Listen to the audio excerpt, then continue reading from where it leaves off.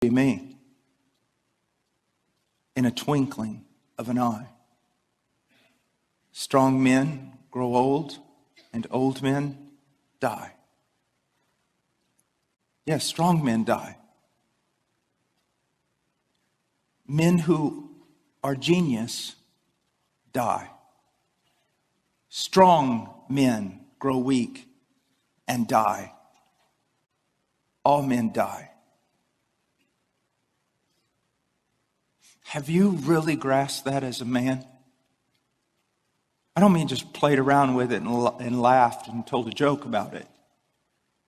Have you sat down and really thought about this? You're going to die.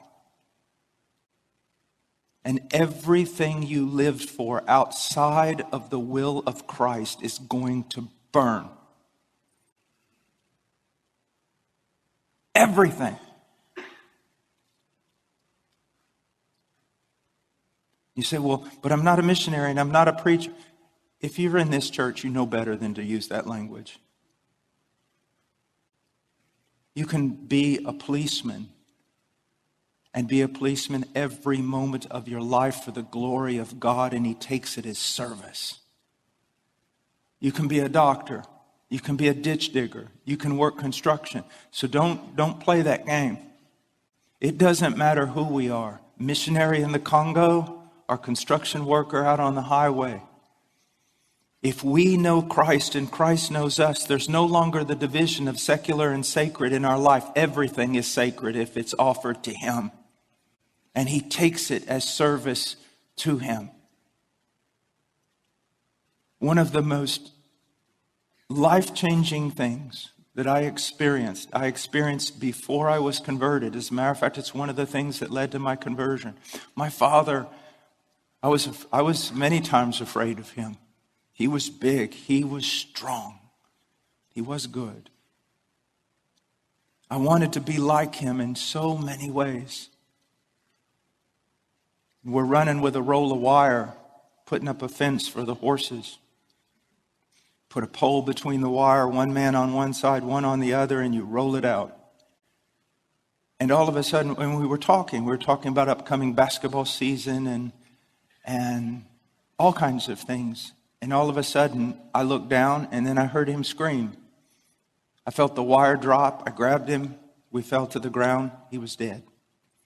I realized at that moment, it didn't matter if I was like my father, who I never thought I would be like. It doesn't matter. He's dead. Be strong like him and die. Courageous like him and die. Successful and die. Intelligent and die. You fall in love. You lose her in the end. You need to contemplate. You need to get away from media and contemplate your own death. And contemplate everything you have invested in. Where are your investments? When I was at the University of Texas, I had to study a lot of different things for my major in economics, finance, just all sorts of things, engineering, everything. And I remember after I became a Christian and some of my friends said, "What are you doing?" And I said, "I'm not doing anything that I wasn't taught in class." And they all knew it was very anti-Christian university. And they said, "What do you mean?" I said, "Well, remember investments. I've not stopped investing. I've just traded up. I'm not going to invest in this place anymore because I seriously believe it's going to burn and everything that's going to burn with it. And the one who signs on the dotted line, the co-signer with you in this world, he hates you. He's going to take you for everything you have." I'm just changing where I'm investing. Where are you investing? Where? Are you investing in your own godliness? How much time a day are you investing in your own godliness? Because your wife's greatest need is a new husband. a better you? How much time are you investing in your wife? How much time are you investing in the godliness of your children and in intercession for them? How much are you investing in your local church? Never forget this in the Lord's Prayer after he says, hallowed be thy name, thy kingdom come, thy will be done. He says, give us this day our daily bread. People make all kinds of nonsense about that text. Well, it's not talking about give us bread for 90 years. It's give us daily bread. All these different things, and they miss the entire point. You know what the point of it is? Do you know what's really going on there? You're praying in this way. Here you see the heart of Christ. You're saying, God, my only reason for existence, the reason for my breath, is that your name be hallowed, that it be placed in a category totally distinct from all other categories and honored above all categories. I want to live for that, for your name being hallowed, for your kingdom to come, for your will to be done. Now, give me this day my daily bread. Lord, I don't want riches. I don't want luxury. I don't need anything. Just give me enough food and shelter and clothing so that I can devote my life to fulfilling those three things I prayed about. Just give me the sustenance I need to keep serving you. That's what a man does. In the creation commission, Adam's told to go out and bring God's kingdom, bring God's rule, subdue everything in the world to the will of God for the glory of God. I believe in one sense, the call of the Great Commission and every command to the family and all the commands given to us with regard to every aspect of our life is almost a recommissioning of that in some sense. We are to go out. We are to subdue ourselves. We are to subdue our families. We are to subdue the world to the reign of Christ. That's the only reason we need food. It's to do that. You see. Because the world is passing away. And I'm well aware that there are so many people that I love so dearly, that are passing away with it. They're passing away. Depart from me. I never knew you. You see, this is not your home. This is a place that you've been thrown down into to do battle. That's why you live. That's why you live. Now, I want to go on to something else. I want us to look for just a moment at this world.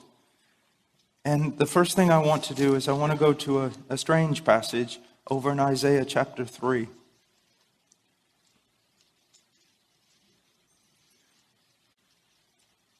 God is bringing judgment upon a people in this passage. God is bringing judgment upon a people. And he says in verse 1, Isaiah chapter 3, verse 1, for behold, the Lord God of hosts is going to remove from Jerusalem and Judah both supply and support, the whole supply of bread and the whole supply of water. So he's going to remove this. But what else is he going to remove? The mighty man and the warrior, the judge and the prophet, the diviner and the elder, the captain of 50, and the honorable man, the counselor and the expert artisan and the skillful enchanter. One of the greatest acts of God's judgment upon a people is when he removes the noble men from leadership. When he removes the entire population of noble men, and there's nothing left but ignoble, weak men. Now, who would dispute with me today and say this passage has no application to the United States of America? I travel around the world. I see men, strong, angry, and many of them mad at us. I come home. I see silly older men playing with toys. I see little boys playing with video games. And I see most people no longer even knowing what bathroom they should go in. We are under the judgment of God.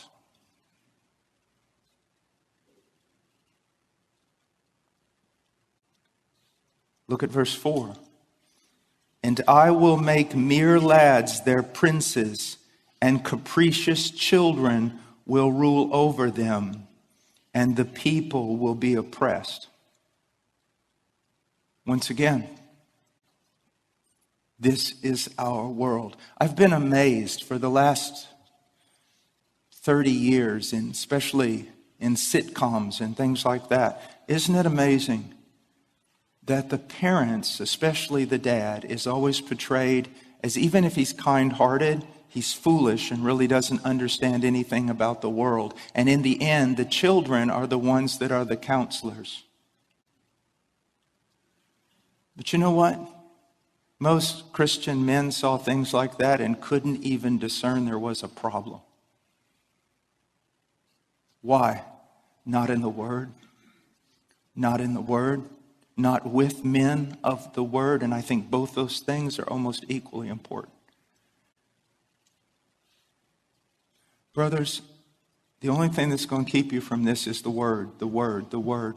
My wife one time was teaching a group of women in Romania, and finally, after a couple of days, one of them said, Miss Chato, we really love your teaching and your help, but on every question that we've had, you've basically said just the same thing. We need to be in the Word. Why do you do that? And she said, well, because you need to be in the Word. I'm sorry. In a way, it's really wonderful that it's not mystical, that you don't have to climb up to heaven or drive yourself down into hell to grow. Isn't it wonderful that it's really quite simple? Read the Word, fellowship with godly men, fellowship with your wife, fellowship with your children around the Word, learn the Word. Isn't it wonderful that it's really that simple? And isn't it terrible how accountable we're going to be on that final day because it was so simple? I didn't say it was easy, but it's simple. There's no mystery to it. No esoteric knowledge that you need. You need the Word. Now, look verse 5. And the people will be oppressed, each one by another, and each one by his neighbor. And the youth will storm against the elder, and the inferior against the honorable. Is that not our society today? Is that not exactly where we live? Now, look at verse 12. O my people, their oppressors are children, and women rule over them. Now, most people, when they read this, they think, yeah, wicked women ruling over men. But there's two possibilities here. One has to do with someone like Jezebel, who was a wicked woman who sought to usurp authority and everything else. Then there's also Deborah. Deborah's kind of difficult to explain, isn't she? Here she's raised up this leader.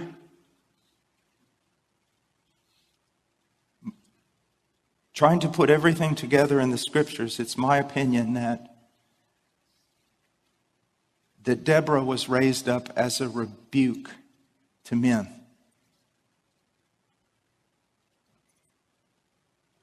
And at no fault of her own. Do you know how many young girls, now young men, you listen to me.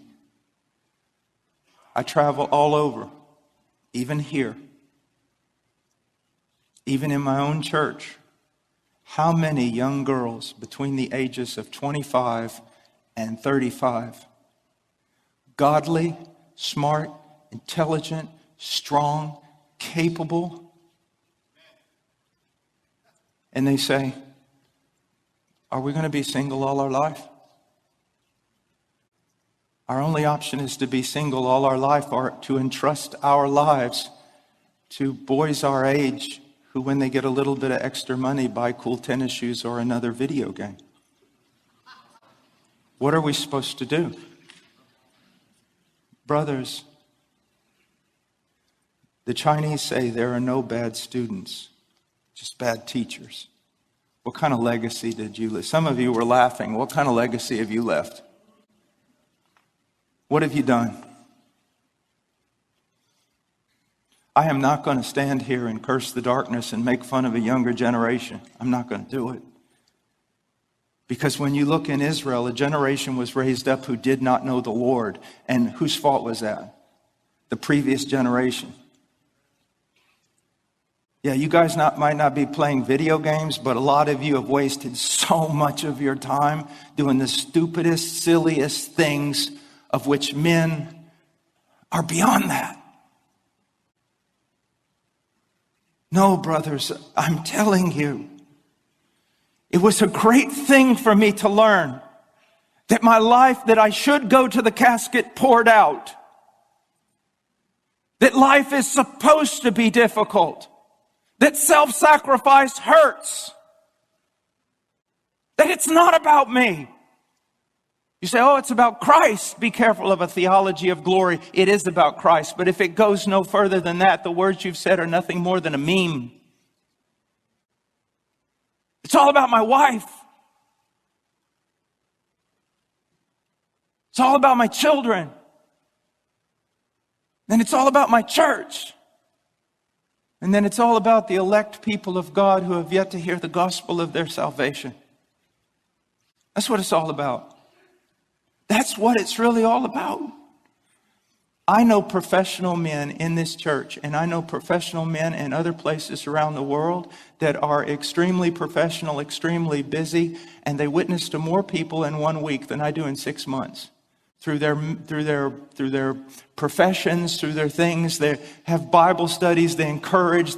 Maybe they don't do that, maybe they don't have the gift of teaching, but you go to their home and you see their children and their wives. They're not about gaining something in this world. They're just using the gifts that they have in order to serve in those concentric circles of concern. Now, what do I mean by that?